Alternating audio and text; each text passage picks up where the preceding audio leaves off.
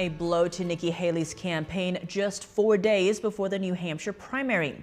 Trump is expected to secure another key endorsement from a former rival in the presidential race, as polls show an increasing Trump lead.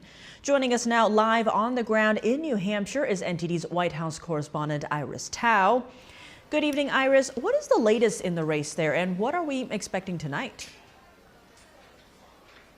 Good evening to you, Tiff, as well. So tonight, as former President Trump is campaigning here again in Concord, New Hampshire, Senator Tim Scott of South Carolina, who dropped out of the 2024 race last November, is expected to endorse Trump on the stage. Here's what Senator Scott posted on X just moments ago. Watch.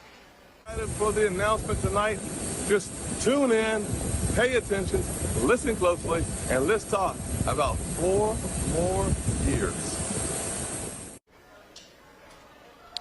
An endorsement from Senator Tim Scott would deal a major blow to Nikki Haley, who actually asked the South Carolina governor appointed Scott to the Senate back in 2012. It will also mean that Trump is getting the support of both GOP senators from Nikki Haley's home state, which is South Carolina. It also means that Trump's getting the support of another former presidential rival. That's in addition to Vivek Ramaswamy and Doug Burgum, who both endorsed Trump. Meanwhile, Nikki Haley, who's campaigning here in New Hampshire today, again tries to draw a contrast between herself and Trump, trying to appeal to the independent and undeclared voters here who can actually vote in this state's primary. But GOP Senator J.D. Vance, who was campaigning just here moments ago for Trump, told me that he expects Nikki Haley to lose. Watch. Do you want to go with a small amount that you keep pushing people away, or do you want to go with a conservative that knows how to talk to moderates and independents? Do you think Trump will have still an overwhelming lead here, or do you think it's going to be a tighter race between Trump and Haley? I think Donald Trump's going to win New Hampshire, and I think it's interesting that a couple of weeks ago, Nikki Haley's allies were all saying she needed to win New Hampshire, and now their message is a strong second could somehow deliver her the nomination. That's completely preposterous. And a new tracking poll here in New Hampshire actually shows that Trump is slightly widening his lead over Nikki Haley. Actually, just days before the primary next Tuesday, Trump's polling at 52%, while Nikki Haley is polling at 35%. Meanwhile, on potential VP picks for Trump, we know that among the ones being discussed, at least according to media reports, there are Senator J.D. Vance, who was just here, and also now Senator Tim Scott, as well as Congresswoman Elise Stefanik, who will be here campaigning for Trump on Saturday. And we also talked to a few Trump supporters here about what they prefer. Watch. I do like Vivek Ramaswamy. I do think he's an excellent speaker. He's very smart. I think Vivek is too ambitious for a vice president seat. I think Kristi Noem would be an awesome vice president. Meanwhile, Trump has said himself that he actually already knew who his VP pick would be, but wouldn't tell us just yet. So a lot to watch for in the coming days, as some of these potential candidates in the talks are going to campaign here in New Hampshire for Trump. Back to you, Tiff. Iris, thank you for that update. And the first in the nation primary in New Hampshire is coming up next week. Make sure you don't miss our special coverage.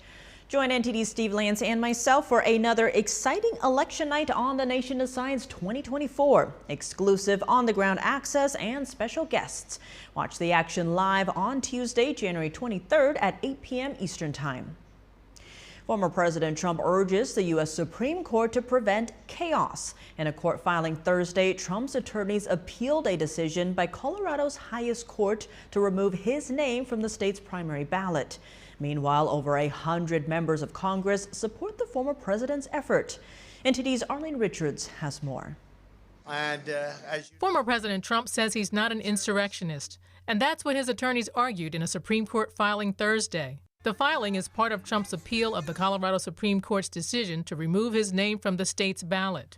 The lower court ruled in December that Trump had violated Section 3 of the 14th Amendment, which prevents insurrectionists from holding office. In the brief, Trump's lawyers warned not stopping the nationwide movement for ballot disqualification could unleash chaos and bedlam. They said 60 lawsuits or administrative challenges have been filed to block Trump from ballots.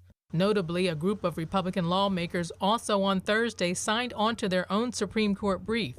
More than 100 lawmakers, including Senate Minority Leader Mitch McConnell and Senator Ted Cruz, made similar arguments against the Colorado court's decision. Trump's attorneys are asking the Supreme Court to reverse the Colorado court ruling and put a swift and decisive end to these ballot disqualification efforts. In Massachusetts, another challenge to the former president's ballot eligibility is underway. The challengers are relying on the same insurrection arguments, but the State Ballot Law Commission must first decide whether or not it has the authority to review the case. The challengers are asking the commission to make a speedy decision by January 22nd. They argue that failure to make a decision by Monday would have cascading effects on other deadlines and processes. The former president's attorney wants the complaint dismissed.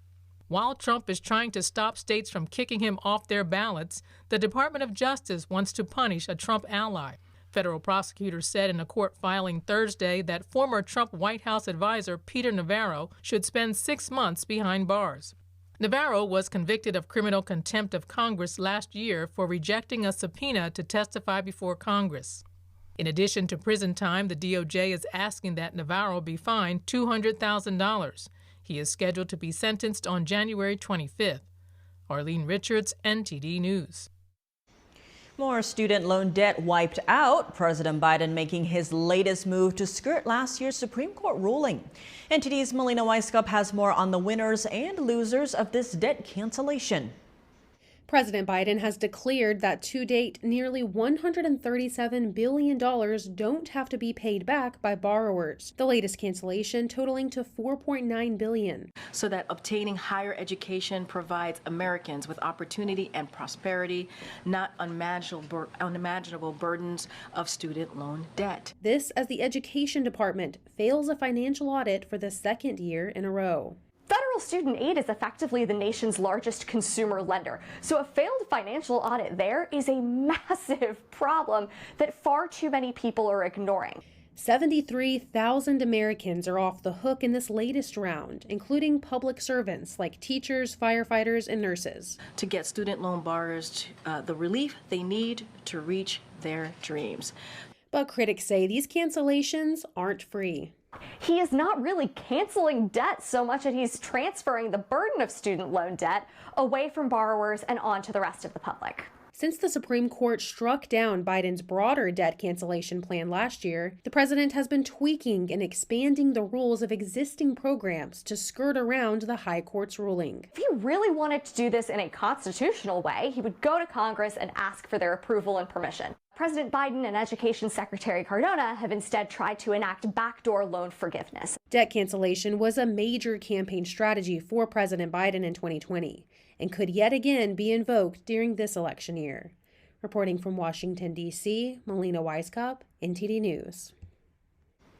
Winter storms are battering the east and west coast today with another round of frigid temperatures. The 2-week icy plunge is causing power outages, slick roads, and people freezing to death. From Oregon to Tennessee, the weather is about to get better, however, as forecasters say a thaw is coming. Across the country, at least 50 people have died during the past 2 weeks because of the winter storms. Forecasters say this new system could drop anywhere between 1 to 3 inches of snow across a wide area, with some places getting up to 6 inches. Baltimore, New York, and Washington, D.C. are already seeing snow as the storm moves across the Midwest and into the Northeast through tonight.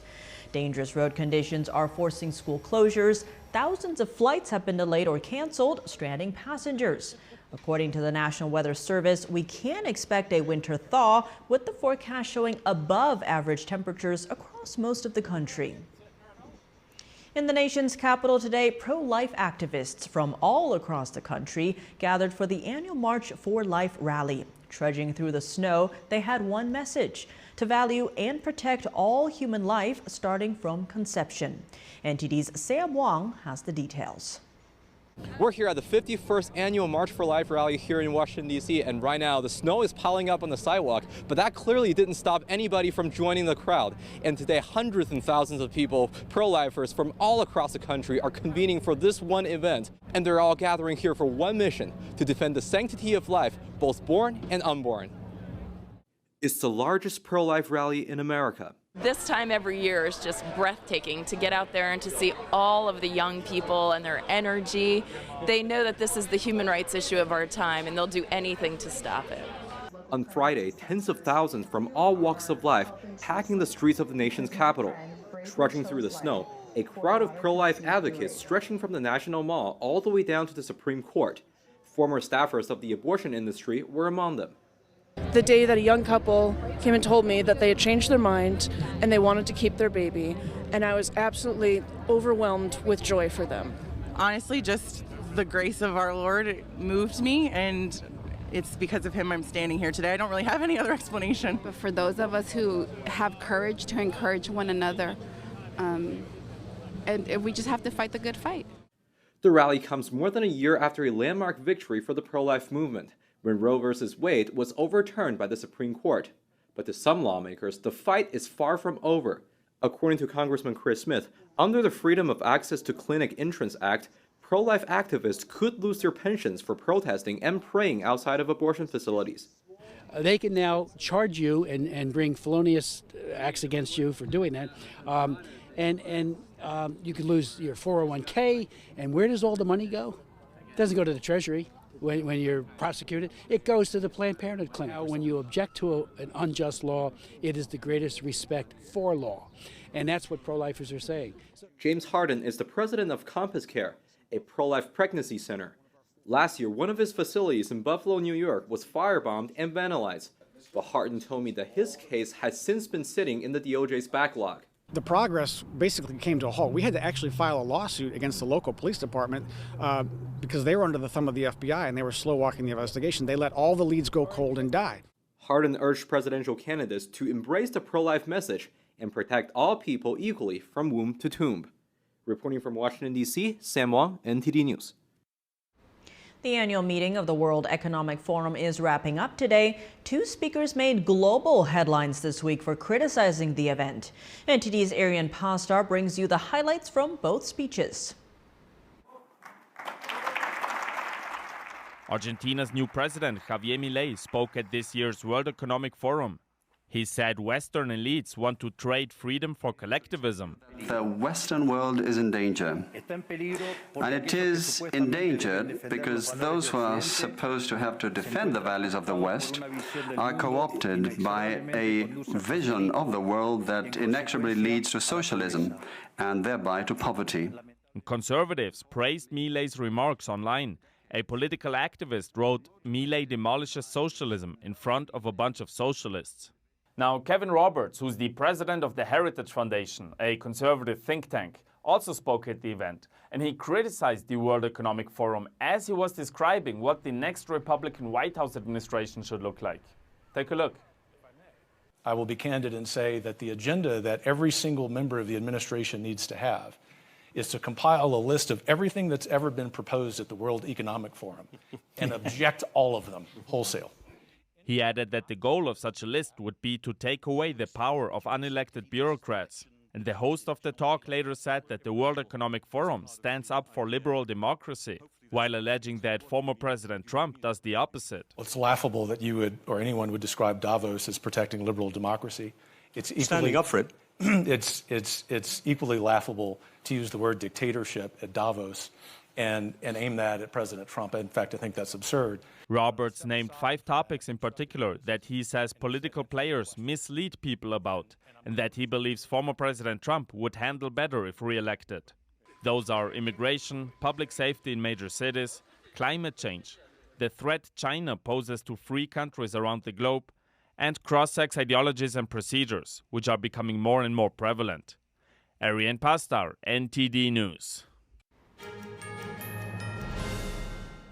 Welcome back. An emergency landing in Miami as flames erupt from a Boeing 747. The FAA will now investigate the Atlas Air incident. NTD's Stephanie Sakal has the details. A cargo plane experienced an engine malfunction shortly after takeoff but made a safe landing at Miami International Airport on Thursday night. Atlas Air Worldwide confirmed the safe landing around 10:32 p.m. following the incident. Video footage circulating on social media showed the plane descending with sparks. While officials reported the engine catching fire, the exact cause is under investigation. According to CBS News Miami, the crew reportedly followed standard procedures and no injuries were reported during the incident. Atlas Air emphasized safety as a top priority and announced plans for a thorough inspection to determine the cause of the malfunction. Stephanie Sikal, NTD News. Actor Alec Baldwin is indicted again over the 2021 fatal shooting on the set of the movie Rust. A New Mexico grand jury has charged Baldwin with 2 counts of involuntary manslaughter. One count is based on negligent use of a firearm, and the other alleges felony misconduct with, quote, the total disregard or indifference for the safety of others. Both are 4th-degree felonies. Should he be convicted, Baldwin could face up to 18 months in prison and a $5,000 fine. Defense attorneys for Baldwin indicated they'll fight the charges. Last year, New Mexico prosecutors dropped involuntary manslaughter charges against Baldwin. They said at the time that they could not proceed under the existing time constraints. This time, special prosecutors brought the case months after receiving a new analysis of the gun that Baldwin used. Sam Altman, CEO of OpenAI, says he is excited about how artificial intelligence can benefit computer programming. He recently told Bill Gates that AI will help increase productivity in the software industry. NTD's Virginia Gibson has more. Right now, maybe we can speed up a programmer 3x. On Bill Gates' Unconfuse Me podcast, OpenAI CEO Sam Altman says he's most excited about how generative artificial intelligence will influence the future of computer programming or coding. Generative AI, referring to chatbots like ChatGPT, which can intelligently answer almost any prompt you give it. If you make a programmer 3 times more effective, it's not just that they can do 3 times more stuff. It's that they can, at that high level of abstraction, using more of their brain power, they can now think of totally different things. Generative AI can help review written code and generate code and answer questions. Software engineer Ankit Anchlia uses ChatGPT and Bard every day. If I go to the Google search, it would take some time to find the exact answer. Versus with this generative AI tools, I could just find the answer like in 30 seconds. He says he uses these AI tools mostly for manual and tedious tasks, such as looking up syntax. Syntax refers to the correct combination of symbols, keywords, and operators that are used in a coding language. But it's not all sunshine and roses. ChatGPT gives the wrong answer almost half of the time, says a UC Berkeley and Stanford University study. I have seen plenty of mistakes. Whenever I see the answer, I just try to make sure it's correct. So I do my own testing before I using the ChatGPT answer. Altman told Gates that the current generation of AI models are the stupidest models there will ever be. He sees a very steep improvement curve. Someday, maybe there's an AI where you can say, go start and run this company for me.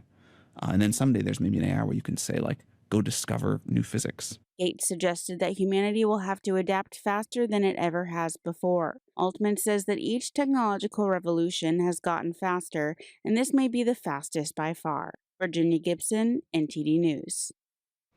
The record for oldest dog ever is being challenged, and Guinness World Records has announced an investigation. The scrutiny has fueled ongoing debates on what diet and lifestyle are healthiest for man's best friend. NTD's Jason Blair has more. This is Bobby. He lived on a farm in a village in Portugal with his owner, Leonel Costa.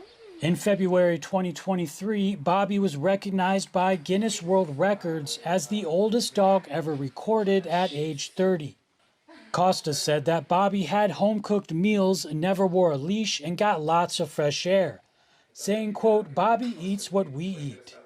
Bobby made national headlines when he died in October at 31. However, days after Bobby's death, The Guardian reported that Danny Chambers, a member of the Royal College of Veterinary Surgeons, claimed that he and his 18,000 colleagues doubted Bobby's age and demanded irrefutable proof from Guinness. Chambers, who is also running to be a member of Parliament in the UK, also said that Bobby has been used as an example by activists who, quote, have long campaigned that dog food is killing pets and that raw feeding is healthier. The commonly found package-style dog food he's referring to started being widely used after World War II. Canine herbalist Rita Hogan said she doesn't think it's an abnormality for Bobby to live until 31. I think it's a product of fresh air, low stress, minimally processed food, low vaccination, and good vet care, good dental cleanings, a relationship with his vet, a relationship with his community, and someone that loved him. Hogan said she's had a dog and a cat both live into their 20s. Just the other day, I was talking to someone and I mentioned that I had put my cat down he was just turning 23. He was like two months shy. And it was a big deal. I'm like, a cat living to 23 is not a big deal. Like, they should be living past 20. Another expert's office alleged that a lobby organization is behind the doubt of Bobby's age. Dana Adams, an admin assistant for popular veterinarian Karen Becker, told Wired magazine that, quote, a lobby organization waited until the poor little guy's cremation day to raise questions to Guinness about additional testing. It's not clear if she was referring to Chambers Group or another party. Adams also said, quote, those of us in the pet space know it never goes well when you threaten a multi-billion-dollar empire, alluding that the lobbyists are connected to the pet food industry. They told NTD, quote, while our review is ongoing, we have decided to temporarily pause applications on both the record titles for Oldest Dog Living and Oldest Dog Ever until all of our findings are in place and have been communicated. Guinness did not elaborate on what triggered their investigation. Bobby is said to be born in 1992. In Portugal, due to it not being required for dogs to be registered until 2020, it might be difficult to provide hard proof of Bobby's age. Jason Blair, NTD News. Welcome back. If you're just joining us now, here are some of today's top headlines. Senator Tim Scott, who dropped out of the race for the White House, is expected to endorse former President Trump. Trump, Nikki Haley, and Ron DeSantis all campaigned in New Hampshire days ahead of the primary. Trump's legal team told the Supreme Court that kicking Trump off the ballot would lead to chaos and bedlam. This was while another challenge to Trump's ballot eligibility is underway in Massachusetts. Winter storms battered the U.S. from coast to coast with another round of frigid temperatures. Across the country, at least 50 people have died during the past 2 weeks because of the cold. Two speakers criticized the World Economic Forum while speaking at the event. They are Argentina's president and the president of the Heritage Foundation. They called out socialist policies and said the event promotes deception about global issues. We have more updates on tensions in the Middle East between Iran and Pakistan. Iran said today that it successfully carried out an air defense drill. The drill involved drones designed to intercept hostile targets. It focused on an area along Iran's southern coast. Just 1 day ago, Pakistan launched retaliatory airstrikes against targets inside Iran. Pakistan said they hit terrorist hideouts. At least 9 people were killed. Pakistan's strikes came 2 days after Iran launched its own missiles into Pakistan. The tit-for-tat strikes were the highest profile cross-border intrusions in recent years. They have raised alarm over wider instability in the Middle East. Iran and Pakistan's foreign ministers had a call earlier today, and Pakistan expressed its willingness to work with Iran on all issues. Joining us now to discuss the current tension in the Middle East, we have Kash Patel. He's senior advisor to former President Trump for national security, defense, and intelligence. How does he see the Biden administration's policies in the Middle East compared to Trump's? Kash Patel, thank you so much for joining us. Great to have you back on the show. Hey, it's great to be with you to kick off this Friday. Now, we saw Pakistan and Iran have agreed to de-escalate. This is after they were trading airstrikes. So far, there's no such message coming out of the Iran-backed Houthis or the Israel-Hamas war. Now, a piece in The Independent is saying that the U.S. is now fighting a regional war in the Middle East, even if the Biden administration won't admit it. Do you agree with that assessment? I don't agree with any assessment on the national security front that the Biden administration makes, because they are the ones that have created these new enemies and these new alliances with their disastrous national security policy. I mean, we have to take a pause for a second. Iran, the world's largest state sponsor of terror, is supposedly launching strikes into Pakistan, who houses the world's largest terrorist organizations and individuals. And now they're going to become allies. I don't believe any of these narratives that any of these folks are putting together, because their number one interest is to defeat American and American interest. And Joe Biden can't paste over that disastrous consequence of his national security policy by going to the media and saying everything's fine, nothing's to see here. I just want to remind the audience that there are 2 dead American soldiers as a result of a tragic operation in the Red Sea that Biden and Austin should never have launched. And now, taking a step back, we saw under former President Trump the Abraham Accords, or peace in the Middle East, something that many said was impossible. Now, what did Trump do that worked? It's a multifaceted effort. The diplomatic achievement was the Middle East Peace Accords. It's a wonderful, monumental achievement. But in order to create that space, that's the purpose of your Department of Defense, your intelligence community, your national security apparatus, is to go in traditionally and create diplomatic space for you to work in.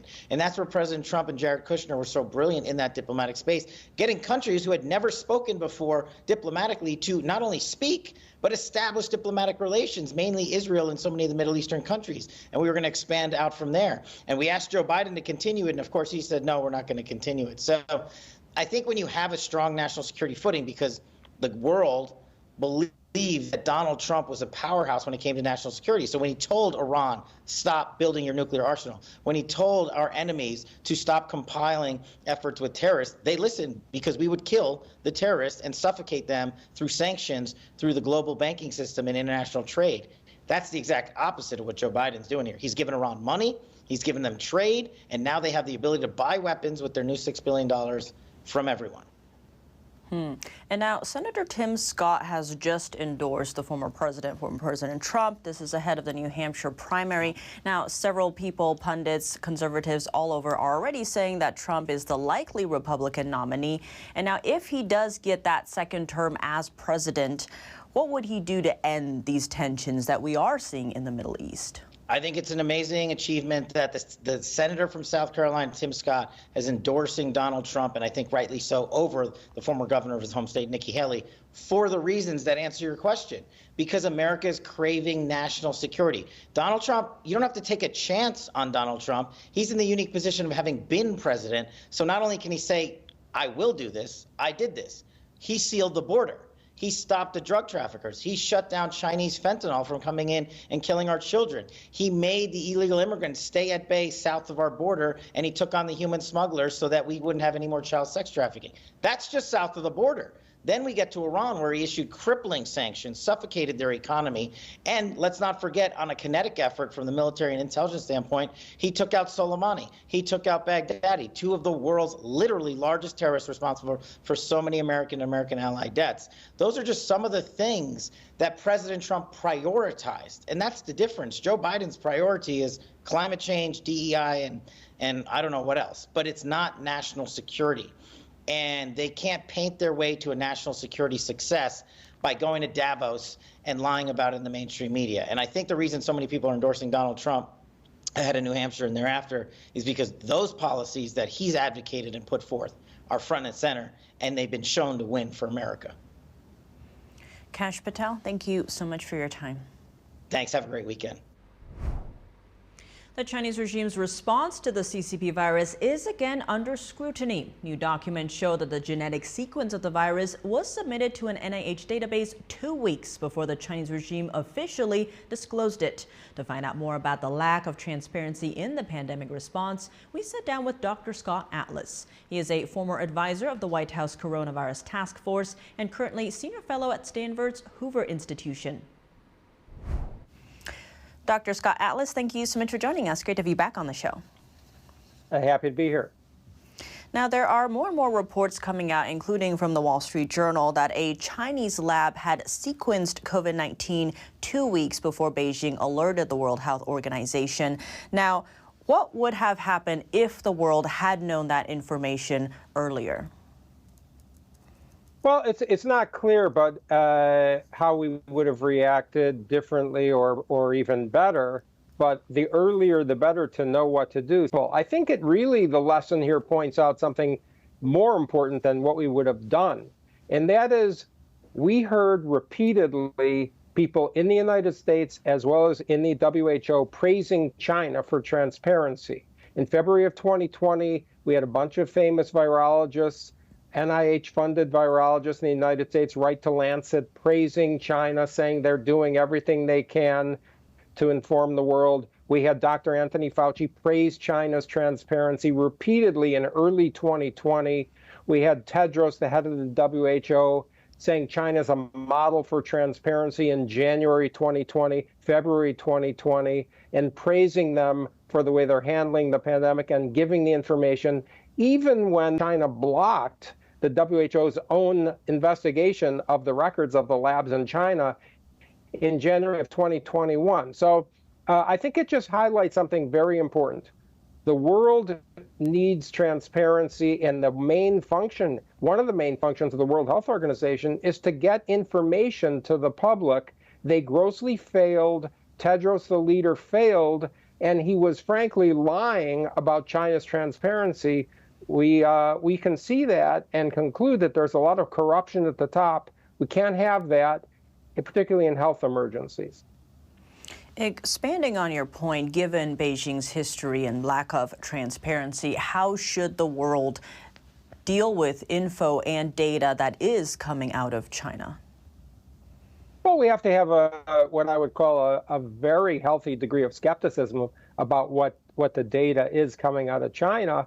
And I think generally most scientists understand that. This was an instance where the official international health organizations were really sort of confusing the public by, instead of being skeptical, instead of demanding transparency, they were simply claiming China was being transparent. And that was really harmful, particularly when our own Anthony Fauci, head of our sort of infectious disease part of the United States NIH, and really the de facto leader of the management of the pandemic, was falsely praising China. We have to know why.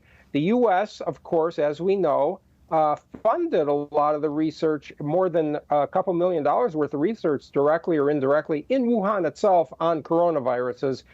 So it's not clear if this was a cover-up or what, but we as people need to demand more transparency, first from our own people who are employees at the NIH, the CDC, and the FDA, and in our government. But secondly, we need to really hold a candle to the World Health Organization. The U.S. is the biggest funder of the WHO. We need to have oversight, or we can't keep throwing taxpayer money at harmful organizations that are either corrupt or at least ineffective. When it comes to something like the pandemic that we saw and experienced, why is the data sequencing of the virus so important when it comes to, say, creating a vaccine? Well, there's two basic reasons. Number one, we want to understand the biological immunity that exists, or the protection from related viruses. Secondly, we need it to develop drugs and potentially vaccines.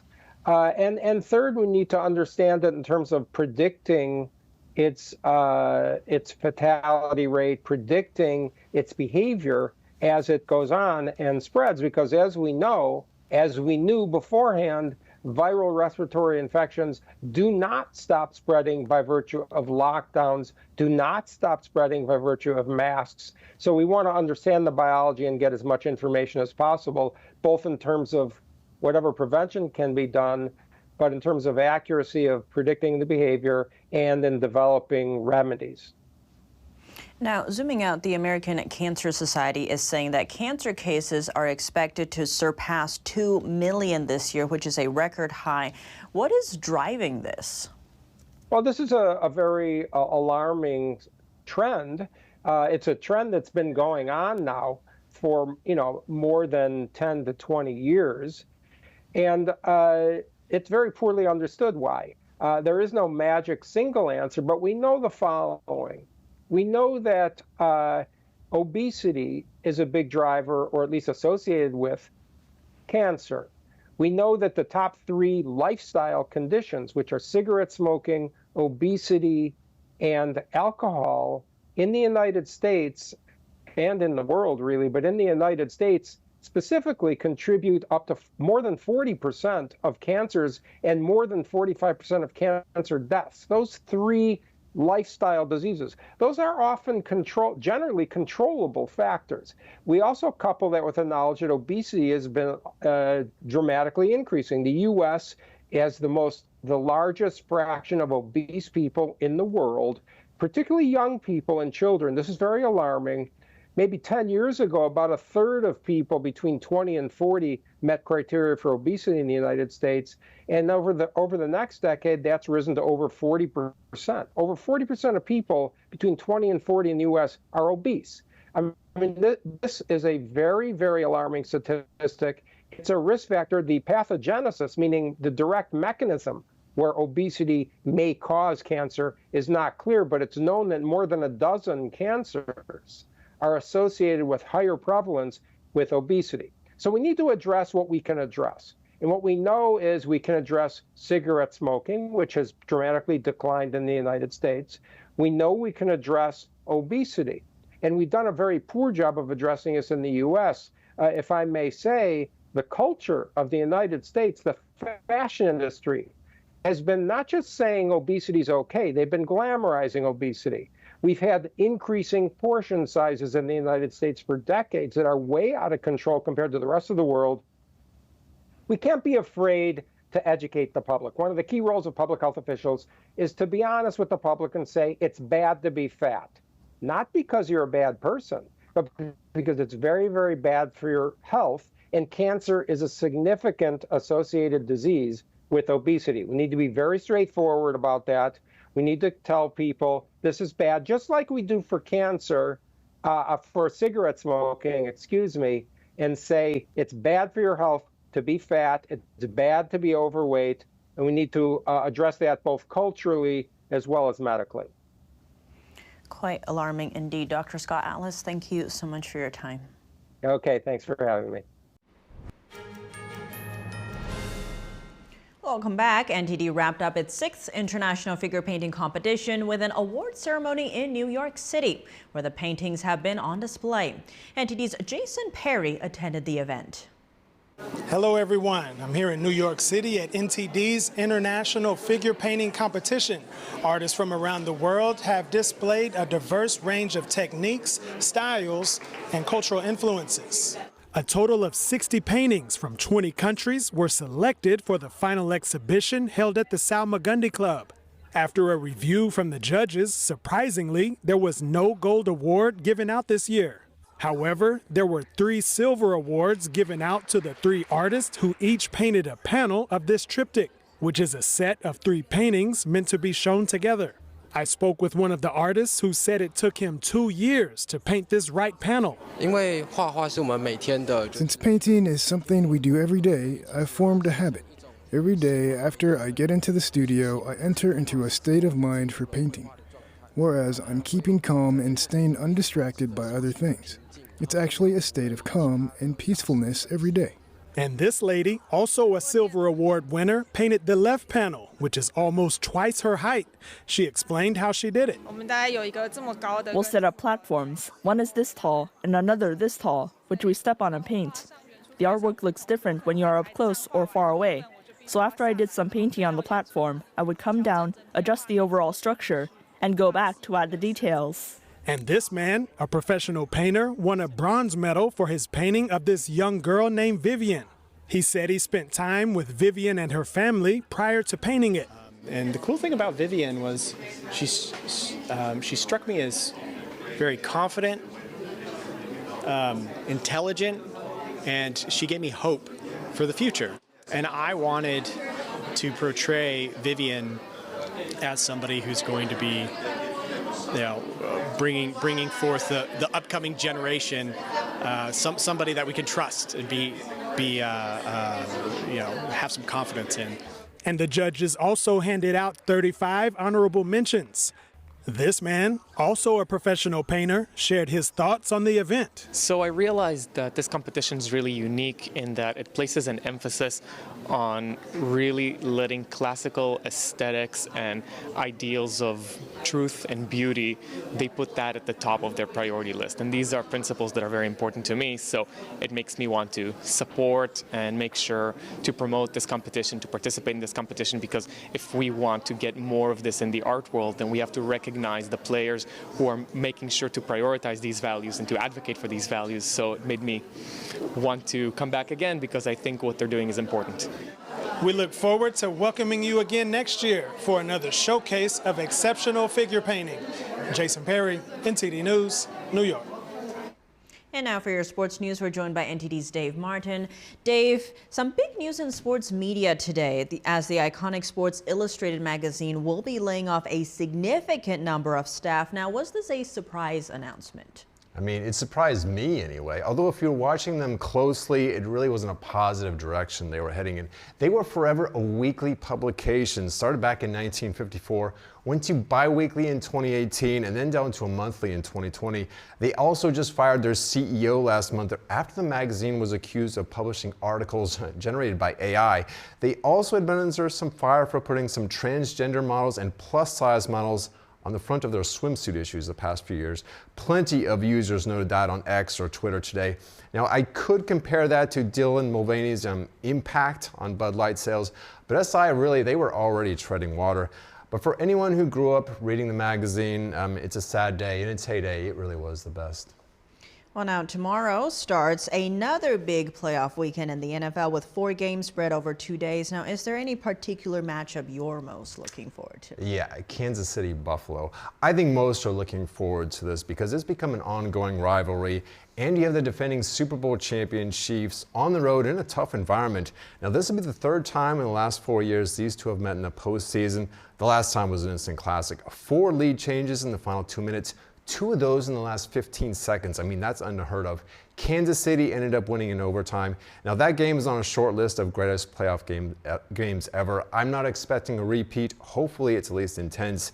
Now, this will be the first time in the playoffs anyway that they meet in Buffalo. Amazingly, this will mark Patrick Mahomes' first career playoff game, and he's already won 2 Super Bowls already.